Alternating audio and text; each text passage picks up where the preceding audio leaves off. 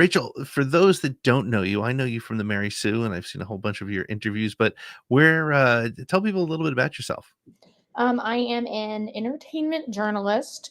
I do a lot of our celebrity interviews for the site, and I'm just kind of the point person on geekdom at my job because my boss always makes the joke that like if she doesn't know an actor, I probably do, and I can pinpoint like 4 movies that he's been in off the top of my head. You're like a walking 6 degrees of Kevin Bacon, right? Yeah. Do we still use Kevin Bacon? I mean, I feel like he's kind of like, I can think we? he's still known as like when you're doing the 6 degrees is 6 degrees. Like I feel like that is what kids know Kevin Bacon for. It's like the six Right. degrees They of didn't see Footloose, but they can name. Oh, yeah, we're getting like close to like 6 degrees of Pedro Pascal pretty soon, I yeah, think, or yeah. So, yeah, but yeah, yeah. it seems like every time I turn around, it's either him or Oscar Isaac. So like the Star Wars guys. Yeah, there's my Oscar Isaac and then technically Pedro Pascal sitting behind me. I was trying to move because I also have Inside Llewyn Davis. It's like 2 Oscar Isaac posters, but they like frame my head if I'm seated the right way there. If I do There that, you go. Perfect, perfect. So let's talk a little bit about that. So we'll get to your Star Wars story in a little bit, but you have a Pedro Pascal podcast. Is that still Mhm. running? Is it still going? Yeah, And Pedro Pascal still going on. It's me and my co-host Katrina Dennis and our producer Ashley, who we just call her producer Ashley the entire time. yeah, But we're all Pedro fans, and it started. It's like in the pandemic. I was just like, I got real into watching Pedro things, and I was like, does anybody like want to just do a podcast and talk about him? And then it just spawned into Pedro, which like he got told about it in Vanity Fair. Like all of my friends who've ever interviewed him have been like Pedro Pascal, and he's like, do everyone keeps just saying the name of this entity? So we have that still, which is it's very fun because we just kind of are chaos the entire time.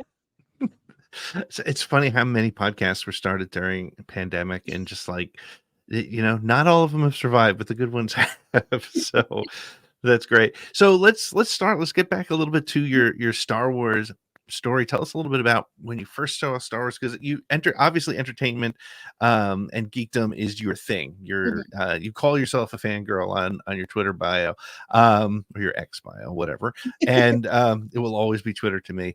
Same. But the but it seems fairly rooted in Star Wars. So tell us a Mhm. little bit about your Star Wars experience, your Star Wars history. So I had seen it before this because I have 2 older brothers. One is 20 years older than me, and then the other one is 10 years older than me. Mm, The one who's 10 years older than me, him and I, we actually have a podcast together because we're just very much the same kind of person where it comes to movies and television. We just love to talk about characters and deep dive into things. And when I was really little, I had obviously seen like now how I'm watching my niece do this, I understand how I had seen them all because they're always just on TV when and she's around like half paying attention. And so I remember very clearly though, I guess I was either 5 or 6 depending on when in the year it fell. But my parents couldn't find a babysitter and they took me to see Air Force 1. okay. And I came out of that movie and was obsessed with Harrison Ford. Like I just kept talking about Harrison Ford. And my brother, like I just kept calling him the president though, because I didn't know. Like I didn't read the thing and be like, oh, Harrison Ford played President James Marshall. I just kept talking about the president. And my brother was like, why is she obsessed with Bill Clinton? And my mom was like, she's not. We saw Air Force One, so she's obsessed with Harrison Ford. And he goes, why isn't she talking about Han Solo then? Why is she talking about him? And she was like, I don't think she remembers seeing Star Wars. And so then he showed me Star Wars again after I like had learned who Harrison Ford was. And then when the re-releases happened, my oldest brother took us. So it's like kind of rooted in like me and my brothers all love Star Wars. And so we did that. And then the prequels were obviously like my thing because I was what 99, so I was like 7 turning 8 by the time Hmm. Phantom Menace came out. And Right. so I'm very much a prequel kid. And it just like continued to be rooted in like my friendships and the people I hang out with. And it has just grown into like most every friend I've made has been because of something Star Wars adjacent. Yeah. And yeah. Well, so let me. I hesitate to go down this road so early in the conversation, but I'm going to ask. There has been a lot of talk in social media about quote unquote girls are not Mhm, Star Wars fans, right? And you said you grew up in the prequel era, which is fantastic. My 11-year-old, my daughter she's 14 now, but when Force Awakens came out, she saw Rey and she was like immediately, I love the stories and I have photos of her. Like she made her own Rey costume before she even saw the movie. So Rey means a lot to her. But you said a lot of your friendships were rooted in Star Wars mhm. as a prequel kid. Tell me a little bit about that. And was it like, oh, was it mostly female friends or was it guy friends? How tell me a little bit. It's I'm curious about that. Yeah. me and my best friend Jessica, we were, like, what, I think, like, 13 or 14 when, Revenge of the Sith came out, Mhm. and I can still quote that movie like the back of my hand. I watched it 58 times the year it came out because I, like, was obsessed with Revenge of the Sith, and because we were, like, old enough teenagers that our parents were like, "You know what's right and wrong, you can, like, go hang out somewhere, and we don't have to keep our eyes on you." Right. They would just drop us off at the movie theaters, and we would just watch Revenge of the Sith over and over again in the theater. So I think in the theaters alone, I saw that movie like 11 times Holy cow. because it would be like, "What are you guys doing today?" And it'd be like, "Well, Rachel and Jessica wanna go watch Revenge of the Sith again. Let's just drop them off at the movie theater, and then, like, I can do whatever you need me to." And so I, like her and I are very rooted in, like, what our friendship has always been rooted in what people deem as, like, boy things because, Mhm. like, The Goonies is our favorite movie together, Yeah. outside of, like, Star Wars, and her and I are the 2 who talk about Star Wars the most, and, like, I've never understood or liked the idea of, like, "This boy thing," because I was like, every nerdy thing I love, you would classify that as a boy thing, like, my love of Spider-Man Hmm. is I never saw it as a boy thing, but people would be like, "Comics, that's boys," and I'm like, tr some boy try and tell me what I don't know about Spider-Man." Like, it's kind of like that where I never had the idea that it was like, girls didn't like this until I got older and then was dealing with people who were like, "Oh, well, you must not know anything about Star Wars," and I'm like, Right. "Sure, you can tell me some of that information." Yeah, so, well, like, tell me about when you discovered that, like, wait a second, there are people like, it's I always find it interesting because, like, as an OT kid, I know, shocking, hard to believe, I saw Star Wars when I was 7 years old in the theaters, and it was just called Star Wars, so Before I they I added the addendum. before did they added episode 4, yeah, but I remember, like, when Jar Jar Binks came out and the prequels, and honestly, like, I do remember a lot of the OT fans, myself included, were kinda like, "Ah, I don't know about that," and it did take I feel good that I've evolved, but I always need to be transparent and honest, like, I didn't love Phantom Menace when it came out, and I went to the New York City premiere, like, the celebrity Mhm, premiere, and I, like, was there for the thing, and I was like, "Huh, I don't know what I saw," but I find it always very interesting because a lot of prequel kids, as I still call them, um, they were like, I didn't even know that people didn't like Jar Jar Binks till I went to college or something like that. So tell me how you kind of discovered like that. Wait a second, I didn't even know that people thought Star Wars was just for boys. And how did you respond to that? And when did you first kind of see that as the the reality you were dealing with? I mean, I had, like, little moments where it would be like my least favorite thing in the world is when a dude quizzes me when I'm at some place, like, it happened with me I went to the Doctor Who premiere when Peter Capaldi was first debuting his episode here in New York, Hmm. and I had, like, come from work, so I was wearing, like, my work outfit, and some dude looked at me and was like, "Do you even like Doctor Who?" And I was like, "I have a Doctor Who tattoo, so yes, I do." Right. And then he was interested in talking to me, and it was like a lot of times with Star Wars, guys would always be like, "Oh, you're a Star Wars fan? Can you even list the machete order?" And I'm like, "That's such a weird question, first of all, to be Right. like, 'What's the machete order?'" I'm like, It's this." And they're like, "Oh, so you do like Star Wars." I'm like, "No, no, no, you ruined whatever, like, social grace you think you had by Right. asking me to prove, like, my fandom of this thing." And it didn't really start happening until not even high school, because high school, I think we all were nerds at the school I went to, so everyone kinda had something they were really nerdy about, but in college got worse where people would, like, quiz me on things, and I was like, "Stop quizzing me, it's not a Yeah. game show. You're not giving me money for the information that I know." Right. To me, it's always so strange that like that's a barrier to entry. Like even online quizzes. Because first of all, look, I've been a Star Wars fan since I was for 45 years. Mhm. I have a Star Wars podcast. I'm the guy that you described, and I was slightly offended. I'm not really, but the when you you did an article and you said something about, I think it was like middle-aged men with helmets, Mandalorian helmets on their wall, and I was like, To be fair, I was you I know, was commenting on one dude, one specific, actually 3 specific dude bros.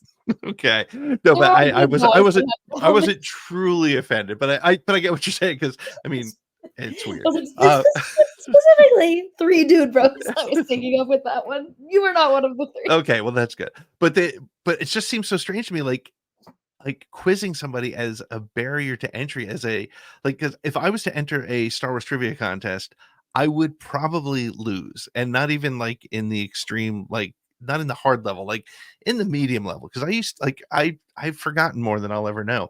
So to me, that just seems like such a, a strange thing. But I guess it's some sort of a I don't know, some sort of a dominance of some sort to show that I know something that you don't. It feels weird. Yeah, and it's also weird that it's always the machete order. Like, I'm like, you couldn't think of asking me a question about like the EU or something that Right, is like less mainstream. Like, pretty sure most people at least know what the machete order is. So if they don't right. know the exact order, because it keeps shifting now, they can at least be like, oh, it's where you watch Star Wars and you keep the idea of Palpatine hidden from whoever you're watching it Right. with. Yeah. I do have to say though, you might appreciate this. My daughter again, who is like this next generation. She's not a Mhm. big fan anymore. Yeah, she's into Taylor Swift and she's 14 and dad's not as cool as he used to be. But when we were preparing for episode 9, she hadn't really watched the prequels. And what I loved about that was when Palpatine finally does, you know, reveal himself to Anakin, she turned to me, she goes, "I knew there was something not right about that guy." And I was like, "I never would have thought like that she didn't know." So it was pretty cool. And then of course when we left when we left Rise of Skywalker, we were on our way out of the theater and she literally said in a stage whisper, "So how is Ray his granddaughter?" And I was like, "Holy cow." She just ruined it for all these people on the line. But And they're like, what? she's got to be kidding. That can't be real. That's not what happened.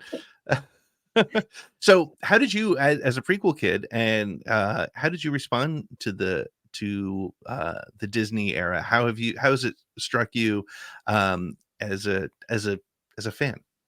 The first 2 of the sequel trilogy I love very much. Rise of Skywalker, I have my own issues with it, and I literally had just finished recording a podcast with my brother about Rogue One where I also complained about this. The Rise of Skywalker to me is very much JJ getting to play with his toys Mm, because it's like, why was Palpatine back? Like, why did he come back? right. There's no reason other than you wanted to play with Palpatine.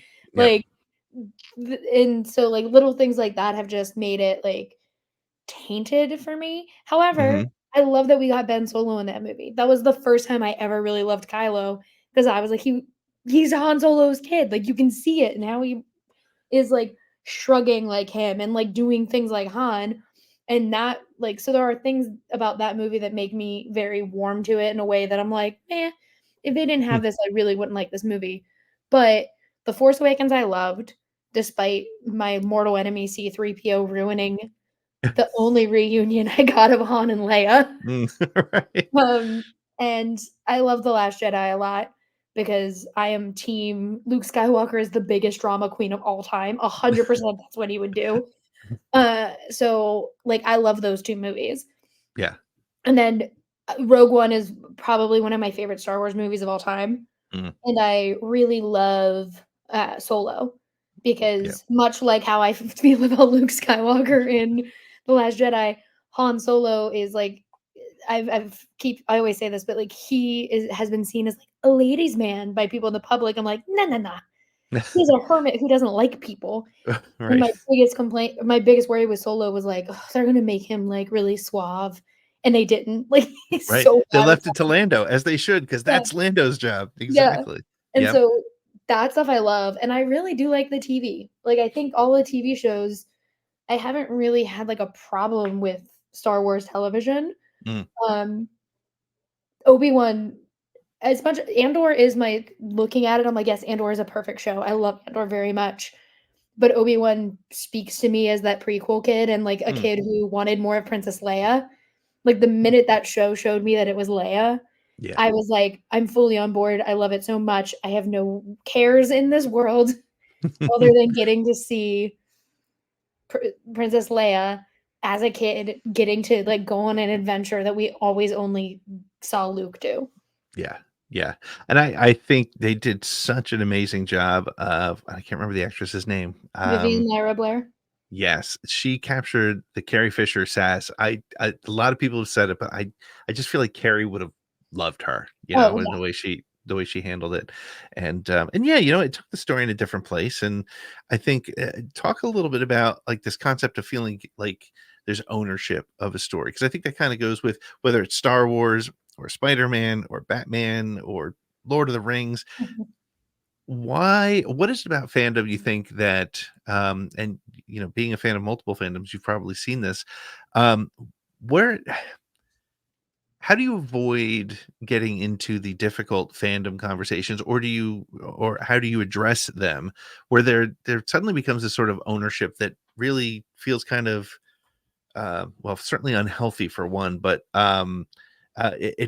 it leads to the quizzing you on machete order kind of stuff.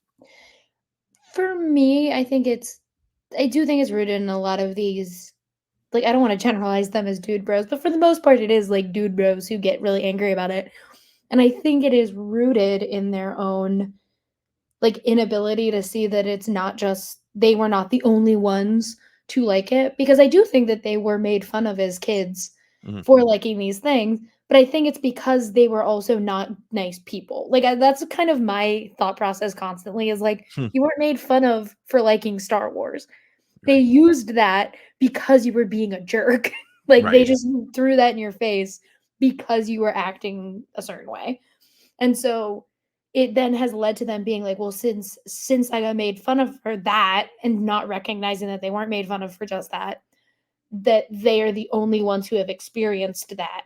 And they Mm, flock to the same kind of like people who have also only they think the same way. So then when women or like people who they were like, well, yeah, I didn't never saw you in high school talking about Star Wars. Suddenly you're like, no, yeah, I love Star Wars. I love this, this, and this.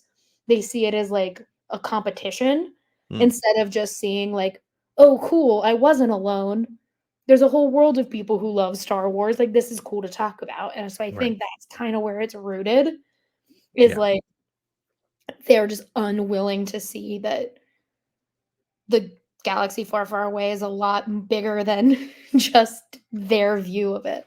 Yeah, and it's interesting because I assume you've been to Star Wars Celebration and, Mhm. it's you don't see any of that behavior there. You literally because it's people who've gone in and are starting in that right spot of, "Oh, you like Star Wars? Cool, let's talk." And it doesn't start with immediately trying to prove why you're not there. I think one of my favorite recent comments on one of our shows, we had Andy Hodges, One Hat Town on Twitter, on our show, and he Mhm. was talking about Star Wars from his perspective, from the queer community, and he said, um, he said, people who say that they've never met a queer Star Wars fan, it's you have they just didn't come out to you because they didn't feel safe with you, and Mhm. that's a similar situation to what you're saying. Like, yeah, you didn't meet the girl Star Wars fans in high school because they didn't want to talk to you, Yeah.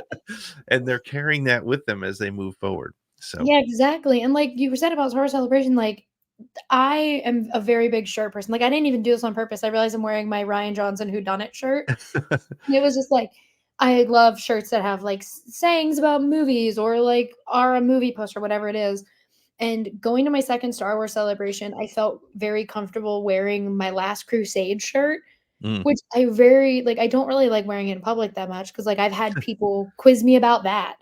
Like, I was interning and I was standing in my Last Crusade shirt, and some guy was like, "Do you know what movie that is?" And I was like, "The movie on my shirt?" And he was like, "Yeah." And I was like, "Yes, it's Indiana Jones and the Last Crusade." And then he started to try and quiz me about Harrison Ford, and finally, like, the guy who I was working with came over and was like, "Sir, I'm so sorry. if you're gonna quiz anyone on Harrison Ford, it sure as shit wouldn't be her. Because Right. Yeah. not her. And so, like, but in that space at Star Wars Celebration, I wore that shirt. I wore a shirt that had a bunch of pictures of Jon Favreau all over it because I love him. And, Mhm. like, it was a bunch of people being like, "Oh my god, did you see Jon Favreau in that shirt? Oh my god, like, you should go over there. There's an Indiana Jones, like, standee thing." Like, it was people who got it and didn't question it. They were just Right. like, "Here's this information that you might need. Right. Go." I was like, "Thanks." So from your experience, um, is it the majority of the fandom that is more like Star Wars Celebration, or is it more like what we see in when and you probably have a very different experience than I do because you're a woman who's a Mhm. fan of geeky stuff. Do you feel like it's a even split, or how is it? How often are you dealing with the crap? I guess is the way I'm asking the question. I think you can find I mean, if you look for both sides of that, you can find either one. Like, I have crafted a group of Star Wars fans, both in my personal life and online, that are not the bad dudes who Right. only wanna, like, say that they're the only ones who like it. So, like, on Twitter, I've made a lot of friends through my friend Maggie, Mm, who she introduced me to, like, my friend Arzu and my friend Norhal and my friend Candace and Britt and all these women who love Star Wars. And so, like, that crafted a Star Wars community online through mm, them and their friends that, like, is just very loving and accepting and open. And, like, it's how I met Christina Ariel, and, like, her and I became friends. It's like all of this grew into, like, an actual, like, wonderful group of men and women online who are all big Star Wars fans, but are also, like, people who understand that it is not just one person's franchise. And right. then, like, I used to go to the George Lucas talk show all the time when it was at UCB, and so, like, I met my best friend who was, like, my roommate, her and I met there. I met my other friend who used to live with me there, and, like, we made that group of Star Wars fans from, like, a collective experience of going to this talk show, which was both loving Star Wars and making fun of George Lucas at the Right. same time. Yep. Yep. And, like, you can craft that section out of the Star Wars fandom, but you're always gonna find guys who think they know the most or think, like, you pointing out a faux pas is an offense to them personally. Right. And so you have to just kinda learn how to navigate around it and decide what is and isn't worth fighting them on. Yeah. Yeah, it's funny you say George Lucas Talk Show. Patrick Cotner is a good friend of the show here, and it's just such a wild thing. It's so cool. Yeah, I Um, think I'm in that doc. I think me and my friends are in the oh, documentary are you really? because we used to go every week, and they interviewed us, and we're like, "I can't wait to see what I said because it's been, like, years at this point." It was so long ago. Along this, it's so funny. Yeah, the one of my when we had Ash Crossan on the show, she said, and I think you're speaking to this a little bit. She said Star Wars is like your little brother, and like you can make fun of him, but you Mhm. love him, right? And Yeah. it's Star Wars is full of that, and I think it's when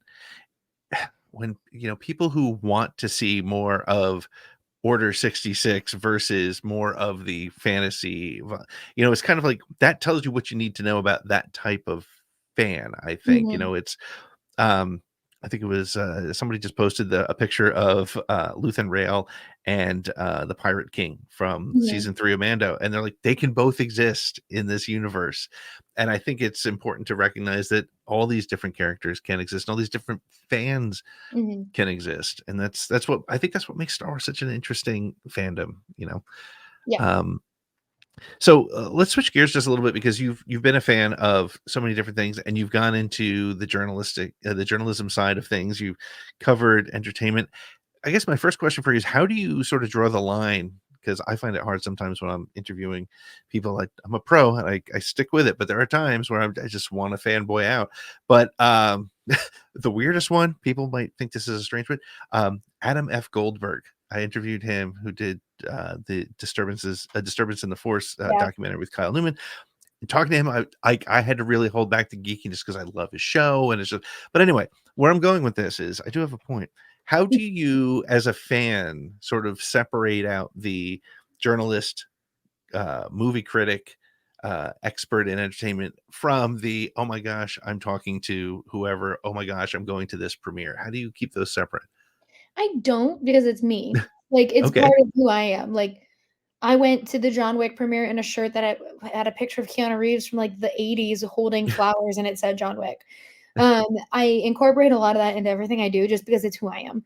Yeah. Like, I don't want to ever talk to someone and, like, the only time I didn't straight up be like, "I've loved this thing my entire life," was, like, when I interviewed Tom Holland because I Hmm. was so nervous because I was talking to Tom Holland that I just gave hints that I loved his stuff by, like, telling him every time he cries, I cry, and he, like, started laughing, and he was like, "Well, I'm good at my job, and I'm so sorry you cry all the time," and I was like, "It's constant," and, like, we were making jokes, and, like, I tend to also, like, depending on the person, like, you can tell a vibe, and if someone's like, "Don't mention this thing," like, I don't. Like, I Right. think I talked to Carrie Elwes, and they were like, "Keep it on the movie," and he was like, "She was a great interview." I'm like, "Yeah, because you wouldn't let me talk about The Princess Bride." There are, like, people that you can feel like I think it was Taron Egerton. At the end, I was like, "My biggest gripe with the world is that you don't have an Oscar for Rocket Man. It's gonna be on my gravestone." And he was like, "What?" Because I wait until, like, the opportune moment to, like, really geek out. Like, I don't do it straight out the gate Right. because, like, you have to also build that relationship of, like, you're talking to this person, you're talking about a specific work, but I still have my moments where I'm like, "Nah, I'm gonna geek out." Like, I think the most recent example was, like, I didn't mention Spider-Man, surprisingly, when I interviewed Willem Dafoe and Emma Stone back to back at the Poor Things Oh. premiere. However, Mark Ruffalo came down the line, and there wasn't enough time for me, and so all I could do was take a picture, and I just was like, "I love Zodiac so much." Like, "It's one of the good ones." I was like, "Yeah, it is. I love it. It's my favorite movie." And so, like, I have, like, moments like that where it's like, you don't have enough time, get it out of your system, and so I just kinda balance it like that. But my shirts are really kinda where I'm like, I'm gonna be as nerdy as possible while still being a professional. Like, I wore a Face Off t-shirt to interview Nick Cage at Renfield. He was like, "Face Off?" And I was like, "Yeah, it's Face Off, so it's He's like, "You're the one who bought that shirt." That's this is John Travolta and has his face on it." that's funny. That that's funny. So so what are some of your favorite moments in interviewing, celebrities? I mean, obviously, Tom Holland was a Mhm. big one for you, but do you have any stories about, like, about interviewing some of your geeky heroes? Yeah, so, like, Mary Elizabeth Winstead was a fun interview, and it's, like, one of my favorite from last year. Mainly because, like, we had a great conversation. It was, like, it's Ramona Flowers and Helena Bertinelli, like, 2 characters I love, and then also Hera. Like, it was just a bunch of nerdiness rolled into one. But then I also was so cold because it was very cold here that day that I was in my warm Obi-Wan Kenobi sweatshirt, and I, Uh-huh. like, tried to hide. Like, I literally tried to sit like this the entire time because it was Right. her and Ellen Wong, and I was like, "I don't want them to see this sweatshirt and be like, 'This girl's really weird, she's wearing an Obi-Wan Kenobi sweatshirt.'" And so at the very end, I was like, "I'm so sorry I have to say this because if I leaned back in any way, shape, or form, you would have seen the sweatshirt." And she just started, like, cackling because it's, like, ugly pictures of Ewan McGregor too, and he's, like, bending down like this. But I, like, was like, "I'm sorry, like, I'm just so cold that this is what I had." And so I loved that. Like, I loved my Taron interview because I had 10 minutes, and it was just me talking about Blackbird a lot, but then getting to talk to him about Rocket Man, which is one of my favorite movies, and also talking to him about, like, the Little Shop that he was supposed to do and then didn't do. Mhm. I have little moments now where every time I talk to someone who was part of Star Trek, like the Kelvinverse, I tell them I will willingly write Star Trek 4 for free and just, like, give it to them, and they all laugh, and they're like, "We all wanna go back, we agree with you," and I'm like, "Great, take my free idea then." And so, like, little moments like that make me really happy, and, like, premiere's always different because it's, like, you're trying to be so quick that you don't get to be as fun, but, like, I'll always be grateful I got to go to the Indiana Jones premiere because I got to talk to Mm. Harrison Ford, which I was terrified of my entire life. And then he loved me, and I was like, "This is great, never mind." It I worked. I take back all my fears. And it was so funny because, like, I was in that space and, like, Marshall from Disney was like, "How many times are you gonna be able to talk to Harrison Ford? Like, go do it." And I was like, "Okay, bye." Just, like, ran to do it. Exactly. But yeah, It stuff like it that. it's it sounds like you one of the things that has made you successful is that you kind of you leave all that sort of geeky fear behind. Is that the kind of advice that you might give somebody who wants to go into this side that, so entertainment journalism? Yeah, because I think that's what makes us so much fun is and I've realized as I've been doing it longer and longer that, like, when I pull a movie out of nowhere and I like my Lee Pace interview is also one of my favorites because I wore a shirt that said Lee Pace is 6'5", and he started laughing and he's like, "Well, I know exactly what kind of interview this is about to be because I just had that shirt on." And then I brought up I made a joke or I brought up the movie The Fall that he was Mhm. in that I loved when I was a teenager, and he was like, "Oh my god." And then I brought up, I made a Rum Tum Tugger joke because Terrence Mann plays the older version of Lee Pace, and he was like, "The way this show hits just for you." Sorry. But, like, things like that, like, made my like, they make my interviews more fun for me, and I think more fun on the back end because it's like, I'm showing that I'm not just someone who watched this one thing and then has asked my questions that have to be pulled for something, like, it is rooted in my nerdiness and also, like, just the conversation as a whole. Yeah. No, I think what you said earlier is spot on. It's you don't try to separate that nerdiness, and that's probably why I enjoy reading your articles, is because it's coming from a place of somebody who loves the same stuff I do. It's Mhm. not written for, it's not written for the people who they're trying to expand their universe into. You're writing it for the person who gets where you're coming from, and that's Yeah, really exciting. Um One more question before we go into the 10 question segment. There's a lot of Star Wars on the horizon. yeah. 2024 has at least 4 things that we know about on the horizon. And there's a couple of movies that are still down the pike. What are you most excited for? Going back to, prequel kid, Star Wars fan, your whole life. We're in this new, it's not a new era anymore of Star Wars. I mean, we're in the multiple things a year era of Star Wars. Yeah. What are you most excited about? And I'll also ask the other side. What are you kind of like most apprehensive about? And not because you don't want to see it, but because of just knowing fandom. Oh, well, both what I'm the most excited about and apprehensive about is the same then because it's Rey. Mm, I am so excited about the Rey movie. Like, I was in the room when they announced the Rey movie at Star Wars Celebration, and I was mm, sitting next to two of my friends who also very much love Rey, and we just were screaming because we were just like, "Oh my god, it's Daisy Ridley. Oh my god, she's coming back. It's gonna be" like, we were just so excited that that was happening. But yeah. then you've seen recently how a lot of those I'm gonna call them neckbeards now. You've seen a lot of how those neckbeards are reacting to, a director making a true statement. A female director has never directed a full-length Star Wars movie. That has not Correct. happened. We've gotten great female directors on television shows. I love Mhm. Deborah Chow. I love Bryce Dallas Howard. I'm Leslie Headland is a friend of mine, so I'm so excited to see her what she did with The Acolyte. Like, all of those women are telling these stories on Disney Plus on the television side of things, but it's really exciting that Rey is also having a female director because it's the first time we're going to see that. And Yeah. so all of that anger has made me really kind of like, is this what it's going to be the entire time leading Yeah. up? Like, I don't want another Captain Marvel where everyone is so mean that like you can't say anything against it because then they're all going to think the same thing. Like, if you dared to be like, "Oh, I think the movie could have done like this one thing different," they'd been like, "See, you hated it," and it's like that's not what I said. I said Right. one thing maybe differently, but not that I was mad about that one thing.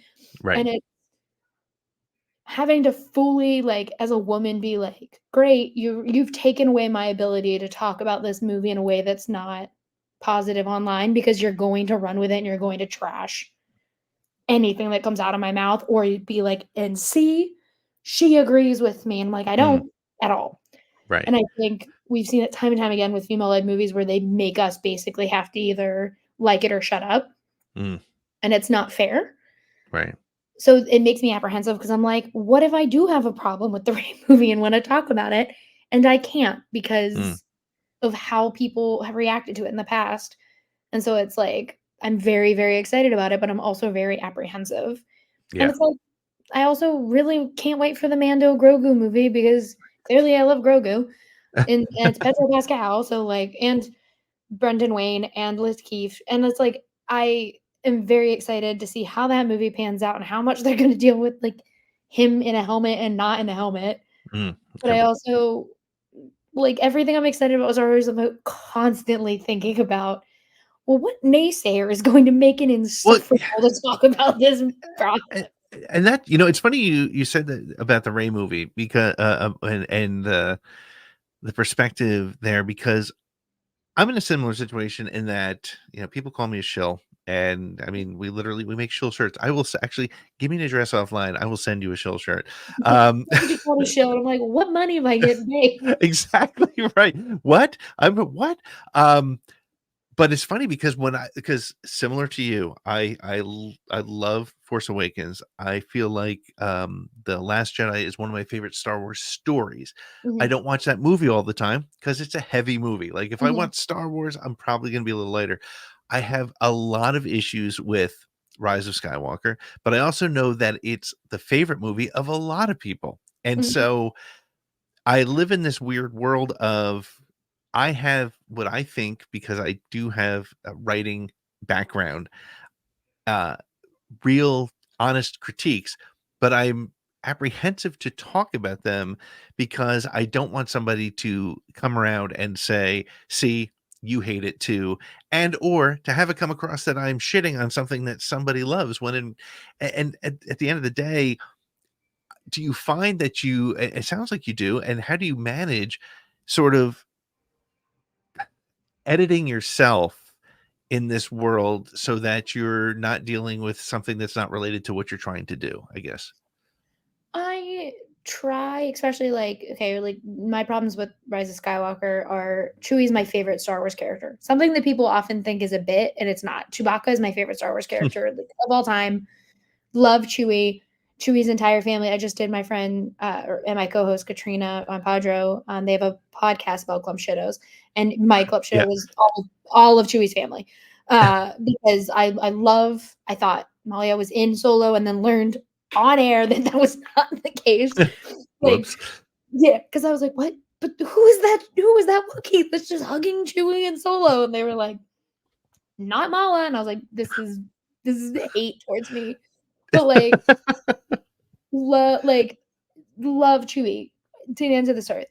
My one of my biggest gripes with the Rise of Skywalker is that they fake out kill Chewie and then emotionally rob us of any kind of growth, and then instantly are like, he's fine. I'm like, what was the point of this?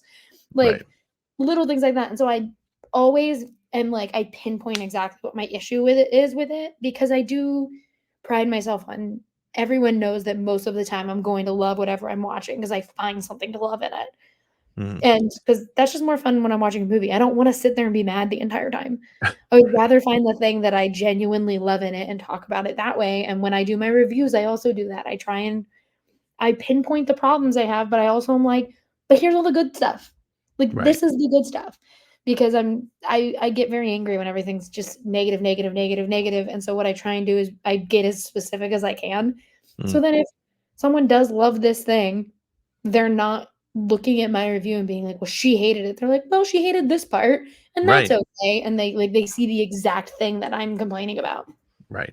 I think it's funny too because it doesn't I don't care what there's very few perfect movies, and Mhm, if anybody who grew up on the original trilogy, um, it doesn't it you don't have to look too deep to find issues as a critique. I mean, there's a reason why critics were like, I don't know what this Star Wars thing is. It's going to be a flop, right? There's reasons for mhm. that. So yeah, you're right. And I think just it's unfortunate that right now the algorithm pays to be negative versus being positive. Where can people catch up with you on online? You can follow me on X, Twitter. I don't call it X. At Rachel Leishman. You can follow me on Instagram and TikTok at Rachel_Leishman. You can follow my writing at the Mary Sue. I also do some freelance stuff for Collider. And yeah, you can listen to Pedro Pascal, Cinema Sibs, which is me and my brother talking about movies, and the Ford Cast, where we talk about all of Harrison Ford's movies. That's awesome. Make sure to tell Katrina I said hello. She's Oh, a friend of the show. She's awesome. Well, thank you so much, Rachel. This has been a ton of fun. awesome. Thank you. I appreciate you having me.